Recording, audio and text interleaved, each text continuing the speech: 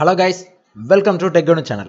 இன்னைக்கு இந்த HDD open பண்ணி உள்ள செட்டப் எப்படி இருக்கு and then இதோட working concept என்னங்கறத லைவா காட்ட போறேன். வீடியோவை கடைசி வரைக்கும் ஸ்கிப் பண்ணாம பாருங்க. வீடியோக்குள்ள போறதுக்கு முன்னாடி உங்ககிட்ட இருந்து எனக்கு ஒரு சின்ன ஹெல்ப் வேணும்.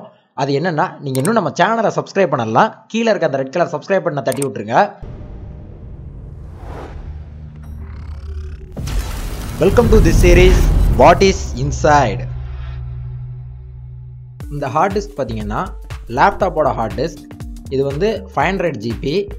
இந்த ஹார்ட் டிஸ்க்கை நான் கழட்டுறதுக்கு யூஸ் பண்ண போகிற டூல்ஸ் இந்த கத்தி, தென் ஒரு ப்ளஸ் ஸ்க்ரூ டிரைவர், இன்னொரு ஸ்டார் ஸ்க்ரூ டிரைவர்.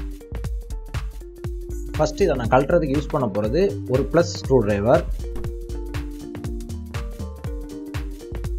இதில் இருக்க எல்லா நட்டையும் நீங்கள் ரிமூவ் பண்ணி எடுத்துட்டிங்கன்னா இந்த பேக் போர்டை ஈஸியாக இதிலேருந்து எடுத்துடலாம். ஜஸ்ட் நீங்கள் புல் பண்ணாலே அது வந்துடும்.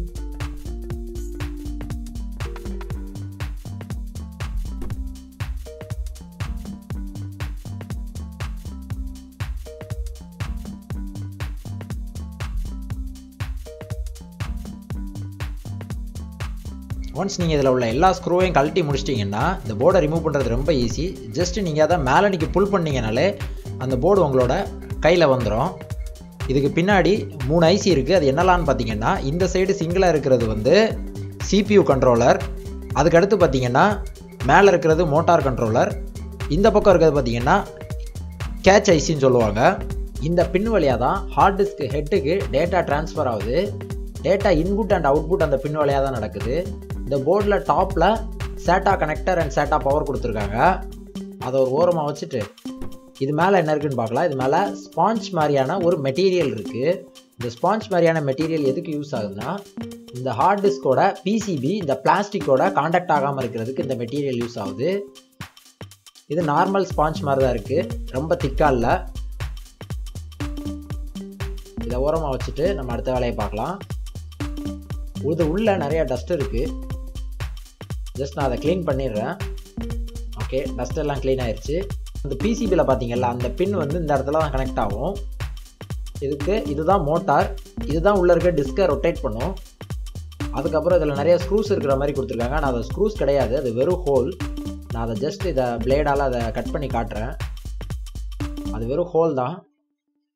அந்த ஹோல் எதுக்குன்னா உள்ளே இருக்கிற ஸ்க்ரூஸ் இந்த பக்கமாக வந்துருக்கும், அதுக்கு தான் அந்த ஹோல்ஸ் போட்டிருக்காங்க.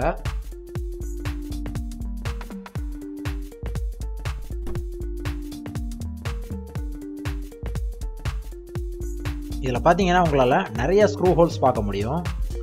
இப்போது டாப் சைடை ரிமூவ் பண்ண வேண்டிய நேரம். இதுக்கு நான் யூஸ் பண்ண போகிறது ஸ்டார் ஸ்க்ரூ டிரைவர்.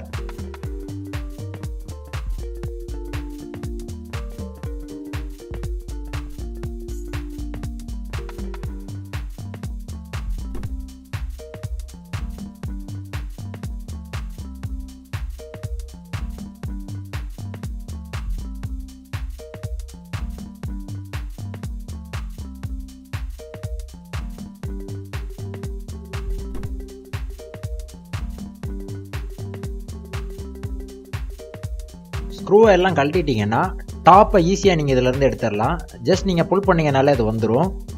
இந்த டாப்புக்கு கீழே பார்த்தீங்கன்னா ரீடிங் ஹெடர் இருக்குது அண்ட் தென் சென்டரில் டிஸ்க்கு மோட்டாரோட கனெக்ட் ஆகிருக்கு.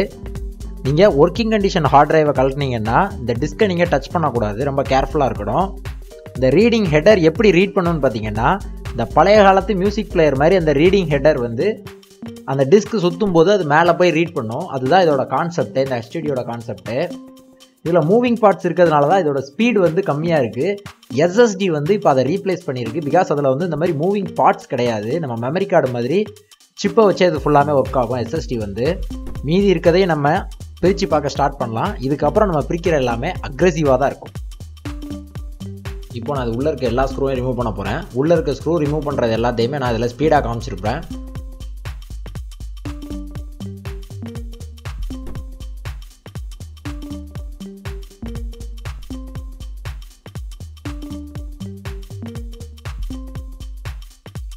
ஒரு சில ஸ்க்ரூஸ் வந்து டேபிளில் வச்சு ரிமூவ் பண்ண முடியாது, ரொம்ப ஸ்ட்ராங்காக இருந்துச்சு.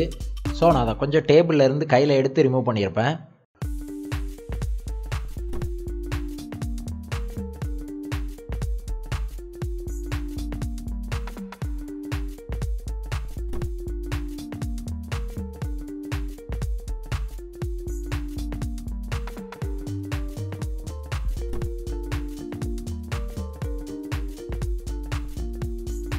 நீங்கள் ஒரு ஒர்க்கிங் கண்டிஷன் ஹார்ட் டிரைவை டிஸ்அசெம்பிள் பண்ணுறீங்கன்னா அதை டிஸ்அசெம்பிள் பண்ணும்போது ரொம்ப கேர்ஃபுல்லாக இருக்கணும்.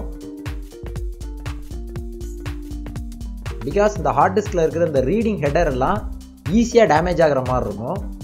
ஸோ இந்த ரீடிங் ஹெடரை தொடும்போதெல்லாம் ரொம்ப கேர்ஃபுல்லாக நீங்கள் அதை ஹேண்டில் பண்ணணும். இந்த ஹார்ட் டிரைவ் பார்த்தீங்கன்னா ஒரு ஃபால்ட்டி டிரைவ் தான். ஜஸ்ட் நான் இதோட உள்ள மெக்கானிசம் எப்படி இருக்குது அப்படிங்கிறத காட்டுறதுக்காக தான் நான் இந்த டிரைவ் எடுத்து கலத்திக்கிட்டு இருக்கிறேன்.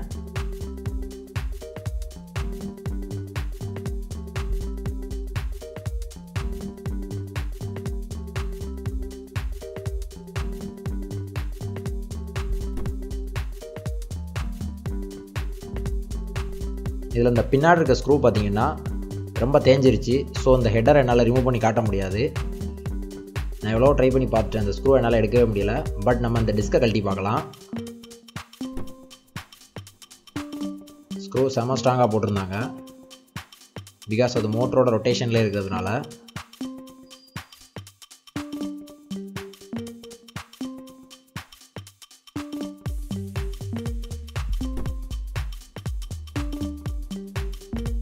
இதான் பார்த்தீங்கன்னா ஸ்டோரேஜ் ஏரியா. இந்த இடத்துல தான் உங்களோட டேட்டா ஸ்டோர் ஆகிருக்கும்.